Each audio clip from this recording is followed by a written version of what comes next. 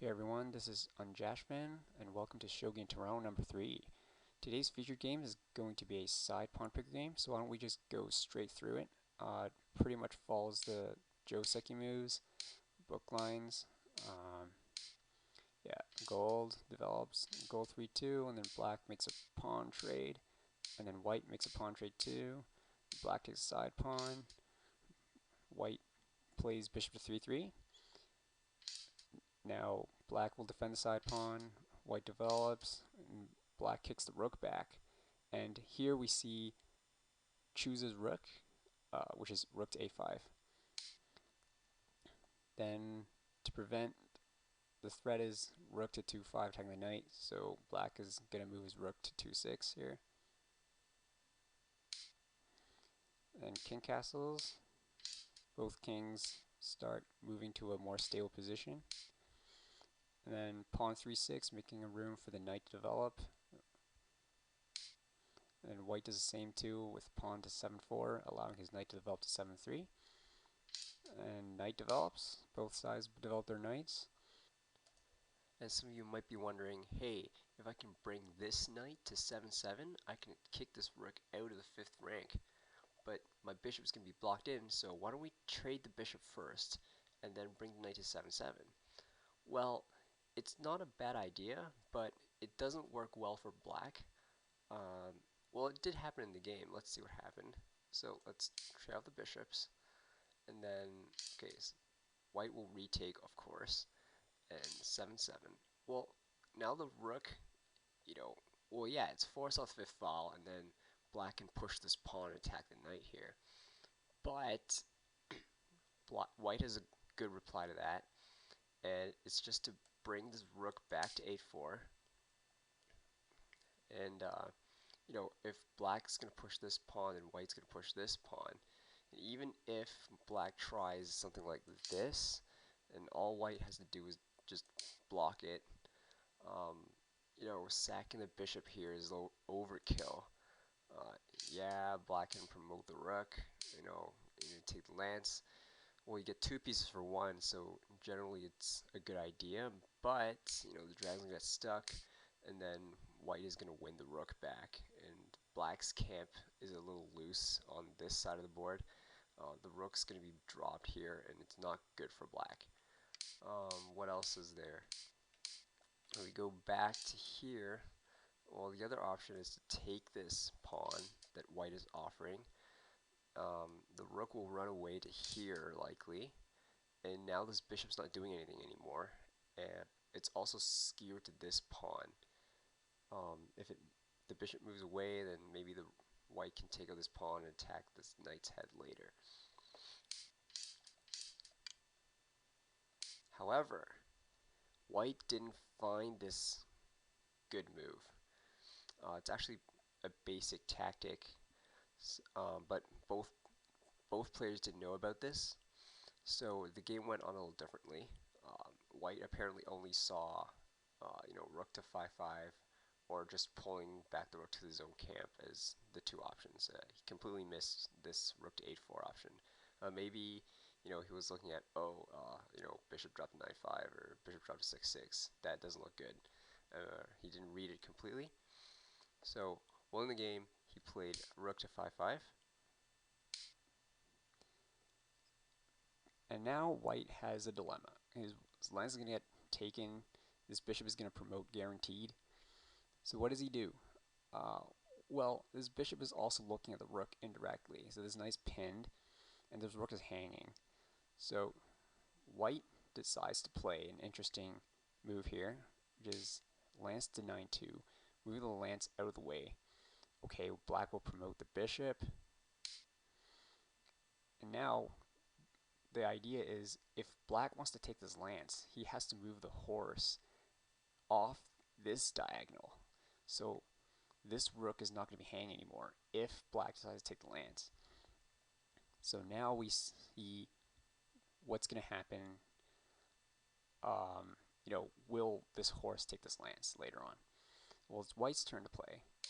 He starts the attack, pawn at 2-5, kicking the rook back. Okay, the rook runs back, and now he attacks the 7th file. Okay, black, you know, can't defend his knight's head, but this knight is pinned, so he'll move the knight to a5, attacking this knight. Okay, white can only defend by dropping the bishop, so knight takes, bishop takes. And now here, white is asking, hey, do you want this horse on the board, which means you'll have to take the lance, and then the rook's not going to be hanging anymore, or do you want to just, take the bishops off the board? And well, let's see what happens if the horse takes the lance here. Okay, in this case, white will probably do something like uh, knight to drop to 4-5 here, attacking the king's head, which is very vital to black's camp right now. Well, taking the knight is pointless because another knight's just going to take its place. So black is pretty much going to have to defend it. Say, silver 6-8, and now white can take the knight on 3-7, unpromote, forking the king the gold. So black has to take with the silver. And now, white has many options. The silver's hanging now, so probably a good move for white here is just to pull back his rook. Now the bishop is attacking the silver, also eyeing this lance here, and the knight can come in and add more attacks to this silver here. So black will have to defend with the gold, and well, white has the initiative here. This horse isn't really doing too much right now, so I guess this is acceptable for white, but yeah, as well, it didn't happen during the game, so let's go back. So in the game, black decided to accept the offer and trade off the bishops, and some of you might see that the rook and the silver is on the same diagonal. Bishop dropped here, bishop dropped here would be relatively effective. Black decided to drop the bishop to here, and now white defends again by dropping his bishop. Okay, black takes out the rook, so bishop takes. Now the lance is being attacked. However, black drops a rook to 7-2, putting pressure on the silver and attacking this lance. So if bishop takes lance, then rook takes silver. So what is a good way to deal with this? This lance is pretty much going to fall. Moving the silver back is not really what white wants to do. He's sort of wasted a move here, and then this rook's just going to get a free turn. The rook will take the lance first before he will take this lance. So what white did here was he dropped his bishop to here, 8-3, and well, the rook is actually pretty tight. It doesn't have a lot of squares to go to, so the only square it can go to now is to 7-1 promote. And now white doesn't take the lance. He takes the pawn, threatening to promote here, which is more of a threat.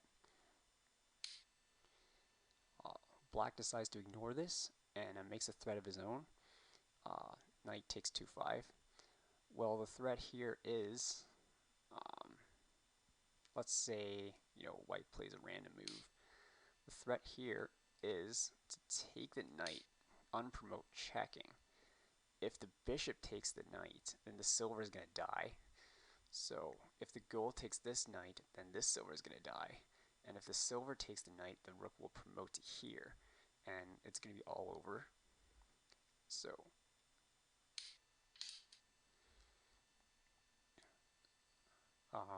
yeah, so white has to deal with this threat first, and but the knight just took a pawn to here, and white has a pawn. So yeah, white will drop a pawn to 2-8, attacking the rook. Well, the knight's hanging now, so the only logical move is just to take. Okay, silver retakes, and now, black is doing something about his rook here. Moving into here is the only option for the rook, unless black decides to sacrifice the rook. But I think black can sacrifice the rook here. He has two knights, and white's position is just hanging in there by a fine thread. This connection is pretty fragile. This pawn is hanging. This connection here is pretty fragile. the gold's pin, the dragon has a strong influence even though it doesn't have a lot of squares to move to. This bishop isn't really too close to the king's area, so I think it was okay for black to sacrifice the rook and just play very aggressively. He has multitude of knight drops on the 5th rank. If this bishop is forced off this diagonal, this knight drop's pretty nasty. But black didn't try that, unfortunately, and he played it safe and just simply moved the rook into safety. But the problem is now, the rook's just permanently stuck, pretty much, and it's going to be a while before the rook will even, if ever, return back to the action. So we'll, play continues. Silver to 6-2. Just reinforcing the connections between the generals here, and just kick this dragon. Hey, go somewhere. Okay, dragon says I'll go somewhere. Dragon takes pawn here. That was threatening to promote, attacking gold. And now bishop goes to 9-4, attacking the dragon and also eyeing at the king. The dragon has no choice but to move to 5-6. Just kick out this bishop first. Alright, so now this bishop is going to capture the lance and promote. Black will drop a pawn here and block the horse in. Now from here, I think pawn to 7-6 was a better move played in the game. It's probably more efficient than what was played in the game. Well, let's see what happened in the game. And the game, lance to 5-4, attacking the dragon, and also eyeing at the king's head. Also a pretty good move, but I guess it wasn't as effective. We'll see why. Okay, dragon runs away. Now, knight drop to 6-5, attacking this square and this square at the same time. Alright. Black will defend with a knight drop to 6-9. Now, a pawn drop to 8-8. Maybe it was a blunder, or maybe just white was thinking, I want to move my horse close to these generals without letting black play a move.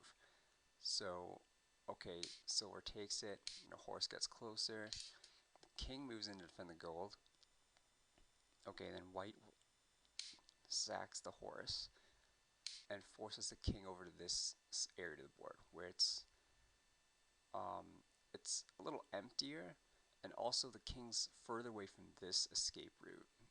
When the king was here, he just sidestepped over here and just run out this way. Because since white doesn't have a lot of pieces in hand, if the king is allowed to run this way, then white is pretty much doomed. So he would rather pull the king this way, where there's not a lot of space for him to go. Alright, so white desperately continues the attack here with gold drop to 9-8. Threat is taking the silver, king retakes, and bishop promotes. So black defends with gold to 5-8, defending this square here. Alright, the white continues, removing the pieces off the board. And now knight sacrifice, knight takes, and a silver drop.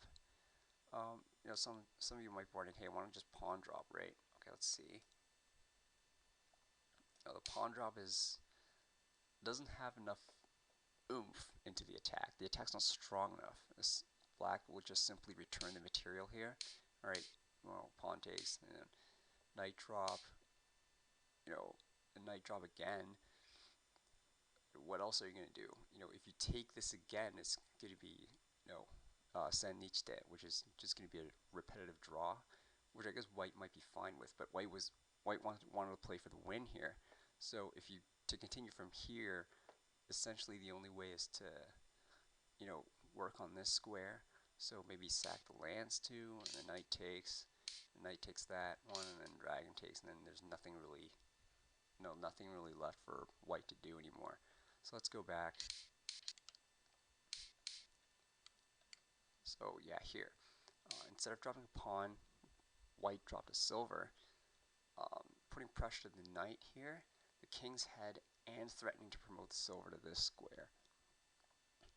Alright, black uh, should probably drop a gold to 7-8 just to, cover all the threats in one turn.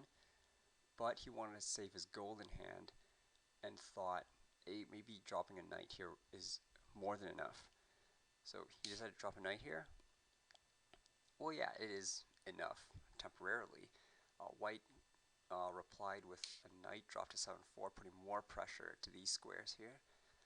And here in the game, black decided to activate this rook. He played rook to 6-9. Let's go back for a second. This square is relatively weak.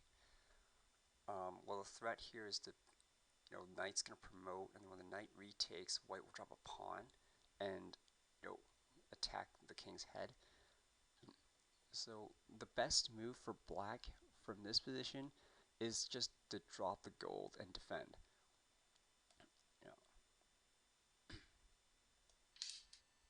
Alright, so white, if white wants to keep attacking, he has to drop a pawn. The pawn takes, and now, hey, guess what? No more pawns, but land sack, get a pawn in hand. Great, has to take it, drop a pawn here. There are a couple options. Moving the king away is maybe workable, but let's see just what happens if, black can probably just take this. Knight takes, gold takes, and then knight drop, attacking the square again. The best move is actually to take the silver, and then bishop retakes, attacking this square. This square is attacked twice. One of these pieces is going to promote here. But even still, black can, loosely drop a knight to here. And, white really doesn't have a way to continue. This dragon is going to come here next turn and fork these pieces. So if white doesn't do anything quick, then, his attack's going to just fizzle out, and, black is like pretty much all the other pieces in hand. And white's pretty much going to lose from there. So for white to continue, he has to drop a gold to 8-7. Of course, the knight has to take. Now knight takes, promote, get king runs, and then white can pick up this knight. Well, the threat is bishop promotes to here, blocking off the king. So black, obviously, has to, run to here. And once he gets to here, even if the bishop promotes, he can run to here, and then, this escape route is pretty much unblockable. White only has 2 knights. Black's king is going to be a lot safer, and white's going to have a difficult game, even though the king's, right in the middle of black's pieces, and he's likely going to get in the way. But this is already the best continuation for white in this line. So let's go back.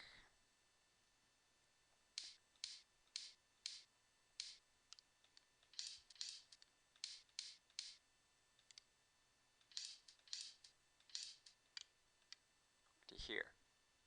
Well, in the game, black insisted on keeping his golden hand. Okay, he played rook to 6-9.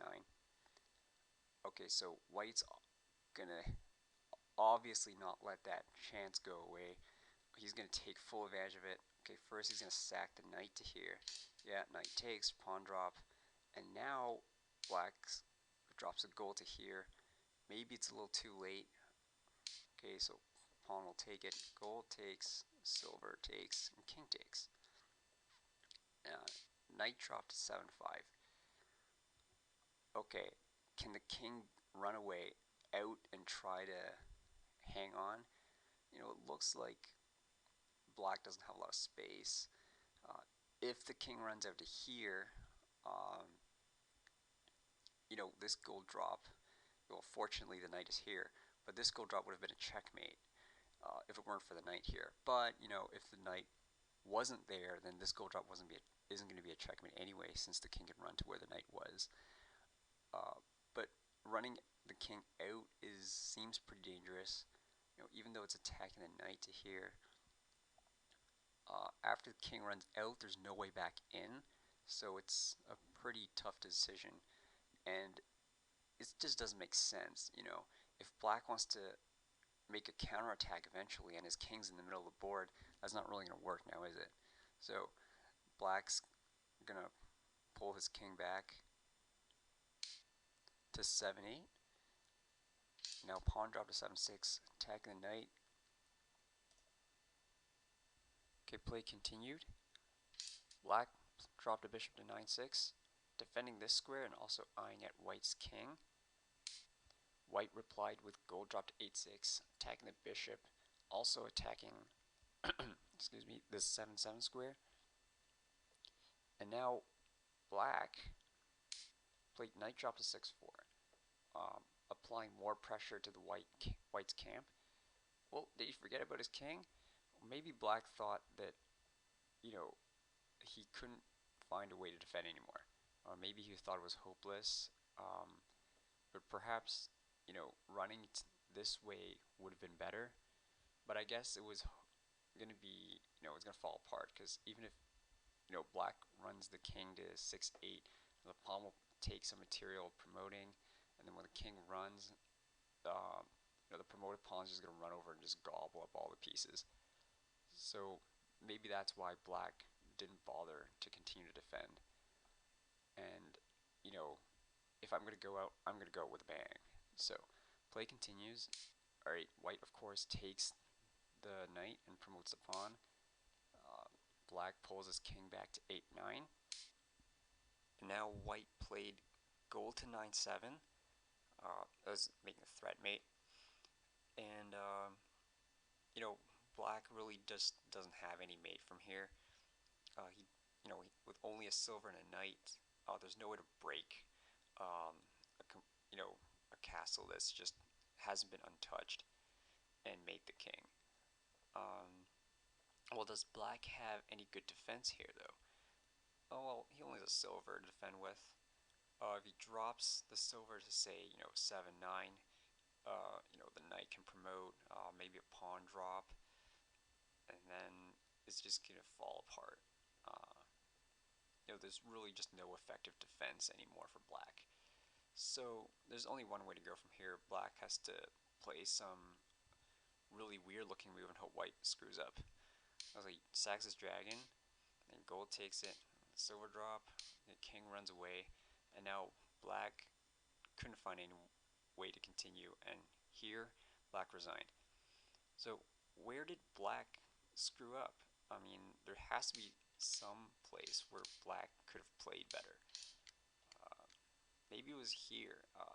Instead of just dropping the bishop to here, maybe he should have just defended by the silver drop. This way white can't drop a gold and win the knight for free. Okay, so white will take the knight, of course. Silver takes, knight drop to 6-5. Oh, it's threatening to capture on 5-7, win the gold here. So the silver's going to go up and defend. The lance takes, gold has to take anyway, but the silver's defending this square because the gold drop to here is going to force the king back to the corner. Okay, so the gold gets trade off for the knight and the lance, and now gold drop to 7-6. This is actually threatening pawn drop to 7-7. If white can play pawn to 7-7 from here, then black's either just going to get himself forced to a mate or just forced to a brink mate, and since white's castle's untouched, black will definitely lose. Therefore, black has to play pawn to 7-7 here, just to prevent white from dropping his pawn. Now white will continue with gold drop to 8-7. Okay, king runs. This is why, white didn't move his gold here, because this gold wants to come here. Okay, so gold takes on 6-7. No point taking the gold. King runs away. Just let the dragon die. And this is a threat mate. Okay, silver retakes. Might as well get some compensation. And now, this rook drop is very tempting, but the king's gonna run here and then out this way. So how do we prevent the king from running away there?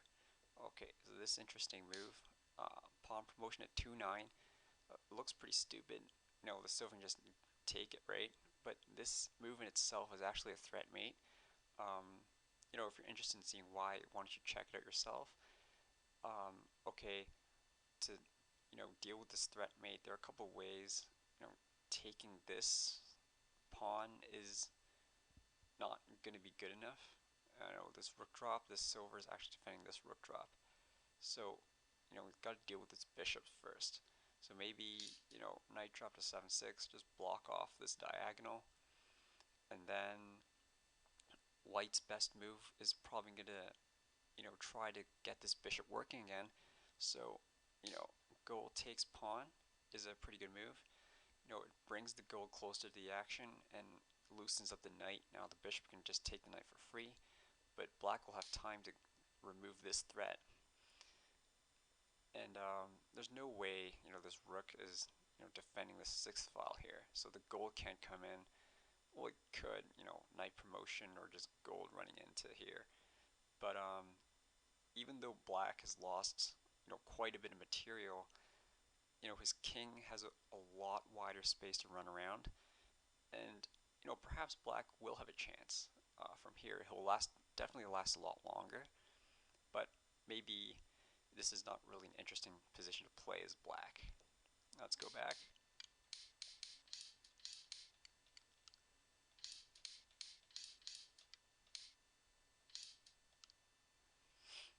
And how about here?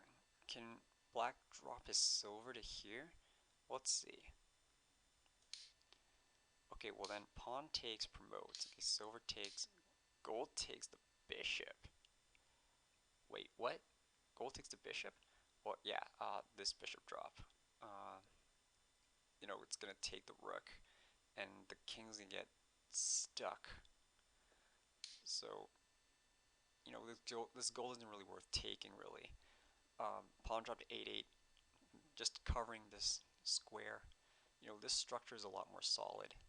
Yes, black has given up his bishop, but this gold is hanging. Black can recapture this gold anytime. If the gold, decides to come in and attack, then black's king will have time to run away. And, having two knights, I think black still has a chance from here. Perhaps attacking along, third and second files. And this looks better than what was played in the game. And but yeah, the key move here is just silver drop to 8-8, which I think is the best reply that black had to deal with this attack. So, well, I hope you enjoyed watching this video, and hopefully I'll be able to get another video up very soon. And I'll see you next time. Thanks for watching, and bye.